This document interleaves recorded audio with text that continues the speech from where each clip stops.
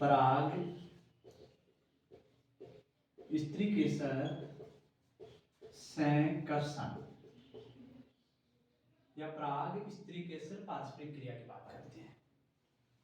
पराग स्त्रीकेसर संकर्षण, जब परागण की क्रिया होती है, परागण की क्रिया जब हो जाती है तो परागण की क्रिया के दौरान परागकण कहाँ पहुंच जाते हैं, कौन से भाग पर आ जाते हैं, वर्तिकाग्र भाग पर आ जाते हैं। ये परागण हुआ तो परागण के दौरान हमने पढ़ा है कि परागकण जो है, परागकण कहाँ पहुंच रहे हैं, वर्तिकाग्र भाग पर पहुंच रहे हैं।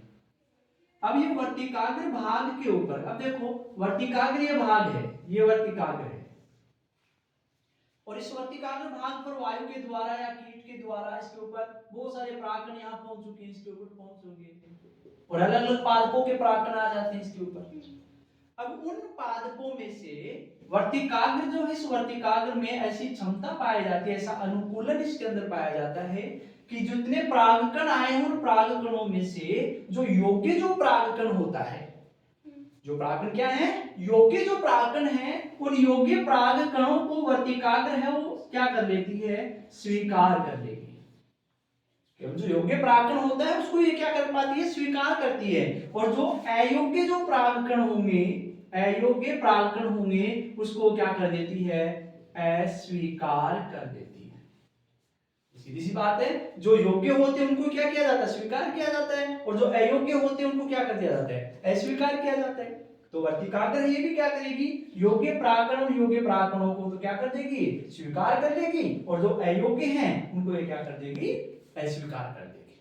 ठीक है, आगे बात समझ में इतनी। फिर देखो क्या होगा कि यहाँ वर्तिकाग्र के द्वारा, इस वर्तिकाग्र के द्वारा पोषक पदार्थों का स्राव किया जाता है।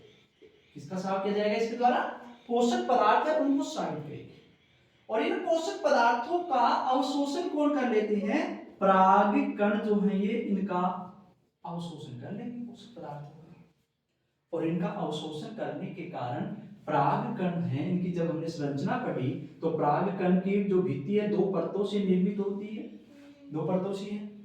एक तो बाह्य चोल, हमने बात की थी बाह्य चोल की, और बाह्य चोल के बारे में बताया था, तो बताया आपको कि बाह्य चोल है वो तो कठोर भाग होता है, लेकिन बाह्य चोल के ऊपर क्या पाए जाते हैं, कुछ जनन छिद्र पाए जाते हैं। क्या मिलते हैं इनमें, जनन छिद्र मिलते हैं, जनन छिद्र।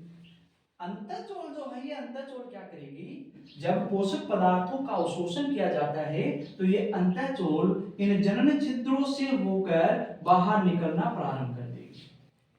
ये अंतःचोल जनन छिद्रों से होकर कहां निकलेगी, बाहर निकलना प्रारंभ कर देगी, और ये बाहर निकलकर एक नलिकाकार संरचना बना देगी। इस नलिकाकार संरचना को कहा जाता है पराग नलिका कहा जाता है। क्या कहा जाता है इसको, पराग नलिका कहा जाता है। अब देखिए पराग नलिका का जो निर्माण है, इस पराग नलिका का निर्माण कौन सी कोशिका के द्वारा किया जा रहा है, परागकण की कौन सी कोशिका, तो परागकण की कायिक कोशिका के द्वारा किया जा रहा है। कायिक कोशिका जो है ये क्या करती है, पराग नलिका का निर्माण करती है।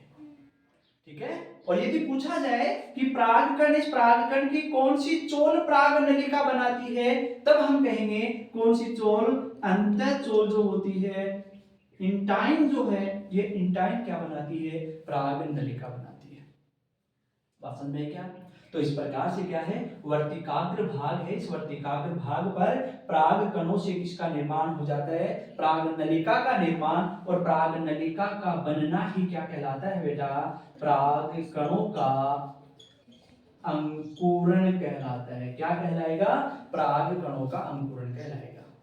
ठीक है, वर्तिकाग्र भाग, वर्तिकाग्र भाग पर योग्य परागकणों को वर्तिकाग्र के द्वारा स्वीकार कर लिया जाता है, जिसके कारण वर्तिकाग्र के द्वारा पोषक पदार्थों का स्राव किया जाता है, उनका अवशोषण परागकण करेंगे, जिससे इसके अंतःचोल है वह अंतःचोल जनन छिद्रों से होकर बाहर निकलेगी और क्या बनाएगी, पराग नलिका बनाएगी। इन पराग नलिका का बनना ही क्या कहलाता है, परागकणों का अंकुरण कहलाता है।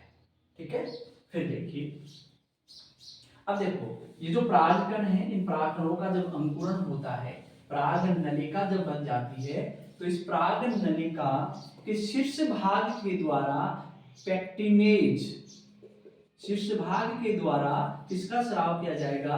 पैक्टिन